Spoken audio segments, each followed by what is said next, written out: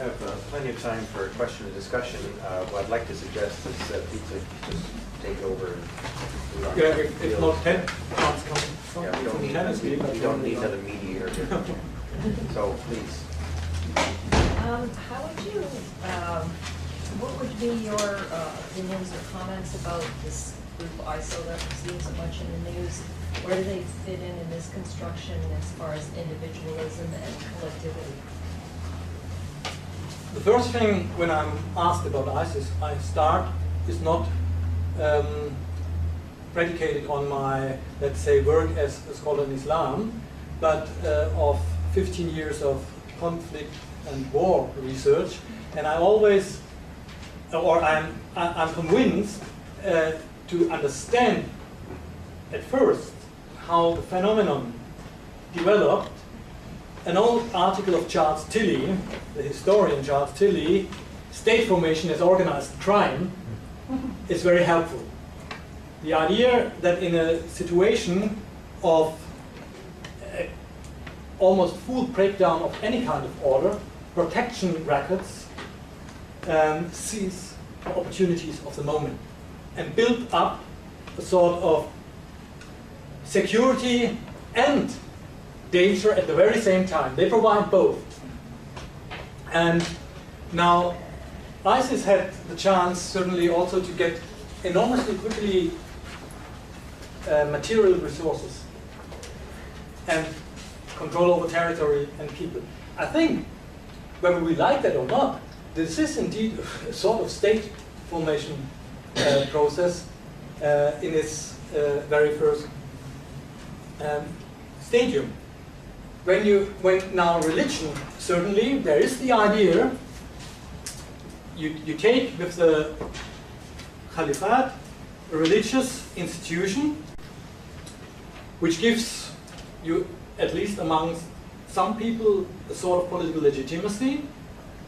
And now I do not think that there exist many kind of elaborated written pieces about how this caliphate should look like, but it is certainly a very strong idea of having a top-down, state-centered, organized society using a specific interpretation of Islamic traditions, self-fashioned, here comes something in, tradition to organize society. And that also shows you what I meant with the idiosynkratic kind of approach.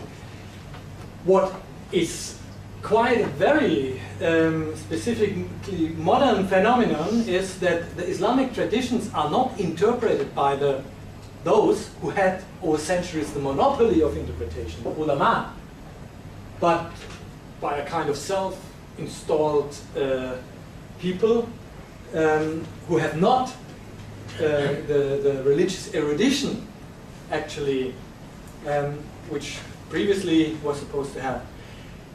Very different, I think, are personal motivations. Why are individuals joining those? Now, there are several groups. There is no doubt that the majority of the people in ISIS are those who were underground in different Arab countries, which come from previously what we called Al-Qaeda, and before Al-Qaeda from local Islamist kind of groups.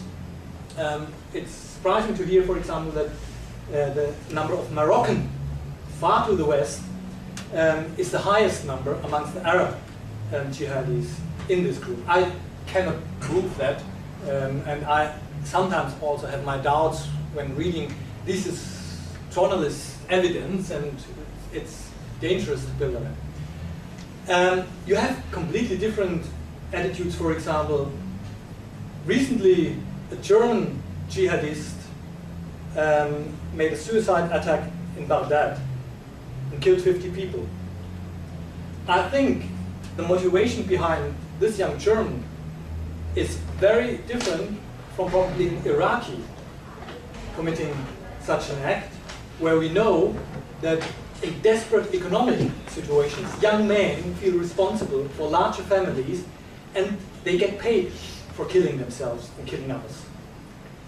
this would not apply to anybody from so-called Western societies. They are probably a mixture of, you can go into adolescence questions with being a reborn Muslim, could apply for making them go, but then you also should think about situational things, why they in the end come into a direction where they basically could not act otherwise anymore, I think.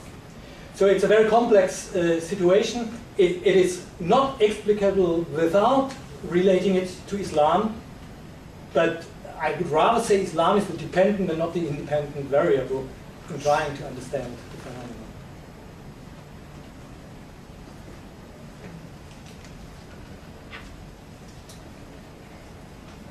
This makes the job easy. I'm interested in asking you, where does the interpretational, textual interpretation comes in? One of the key issues here is that who interprets what in order to mobilize identities and mobilize social dynamics. Now with the introduction of the internet, a Canadian Muslim can read the interpretation that is done in a Wahhabi school in Saudi. And he or she does not have any connection here. The text becomes subtext actually. The interpretation becomes the supertext. How does that work here?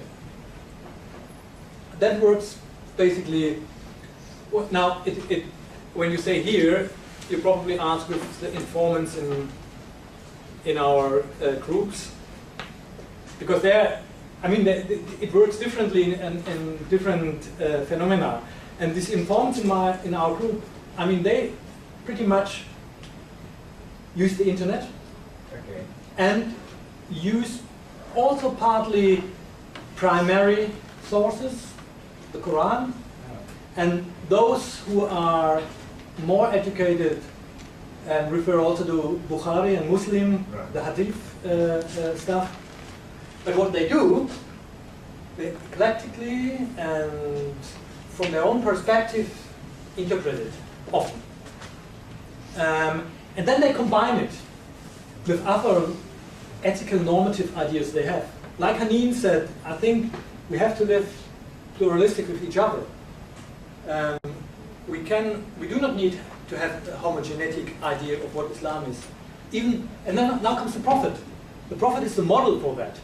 And I think most religious traditions are open enough for interpretation that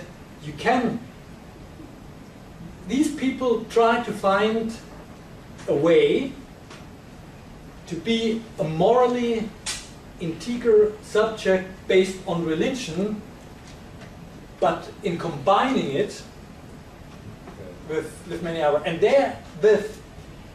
they are, in my opinion, still in the direction of the Islamic reform movement of the late 19th century, where the idea was the appropriation of modern culture and institutions in Islamizing them, in connecting them to the Islamic tradition.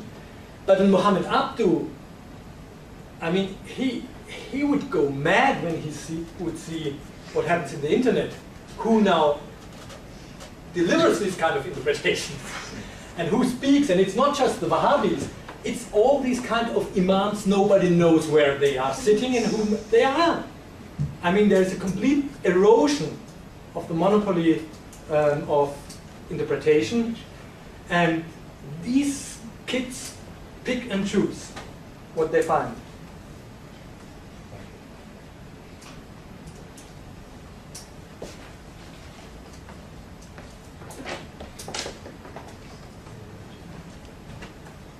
It strikes me then that if you're saying that there's a real crisis of identity right now then. So how do you construct identity, and how is society supposed to look now? I'm not sure whether we should talk about the crisis. It is rather more that you can see that identity is not anymore given, and it's not anymore ascribed. And it's interesting also when you look at this pietistic kind of movements, to what extent they also have a core idea of an individualistic approach, that the families and kin are important, but probably secondary. And the voluntarily chosen religious group is more important. So say, you could interpret it as a crisis of identity, but it is possibly more that individuals are more compelled to construct their own identities. As the strength of ascribed identities is weakening. And they also want that. You know, it's not that these people say, how can I define myself? They go their ways. And that many of them think this is positive to do. Maybe we could look at it from the perspective of search for the identity, specifically for the second, third generation of youth within the Western context. If you go back into a few studies, for example, Laurie Peake, she would suggest that she researched after September 11 on Muslim youth within North American society. She suggested that the generation, second, third generation youth who have been under influence of their parents until maybe 15, 17, 18, they would be in the category of inherited identity. Mm-hmm. And then once when they start moving farther into a university and they will get along into groups with other Muslims who came from other countries or cultures, they will develop something what is called acquired identity. And certainly there is another notion that surfaced, such as declared identity. And often that could be positive or a negative one. It depends where these young people find their source of ideological building. I mean, what I agree with most of your points, and what is certainly different is to look at Muslims in Europe and possibly in the Americas than those in Jordan or Egypt who grew up in a Muslim majority society. They will find a different kind of discourse, and this has also to do certainly with this second. I'm actually wondering that you also use the terms of second and third generation immigration, because in Europe you have often very nasty kind of immigration debate, and there's some of the people with a non-European background say, how many generations do we have to stay here before we are not categorized according, you are now 5th generation or 6th generation immigrant, which certainly in this nationalist context in Europe is something which is very strong. But what I wanted to say is, also in this society, and you have that through, in the United States, very strong affirmative action kind of things. I mean, for a student from my university, wanting to study at an American university, making crosses, whether they are Caucasian or whether they say, what is this? I never saw that before. How? So what are starting are reflection processes of what makes me, with what do I identify, and there it is not just the search of the individual, there is also very often the context of society. And one of the examples which I think is very interesting is from migration to Germany, Turkish migration to Germany.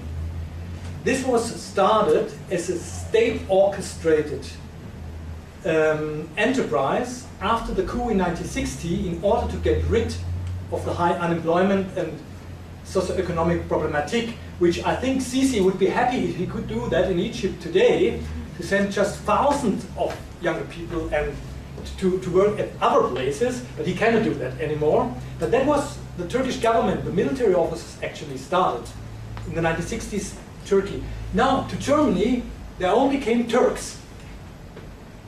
What was a Turk? Somebody coming from Anatolia. Today these Turks are either Turks or Kurds.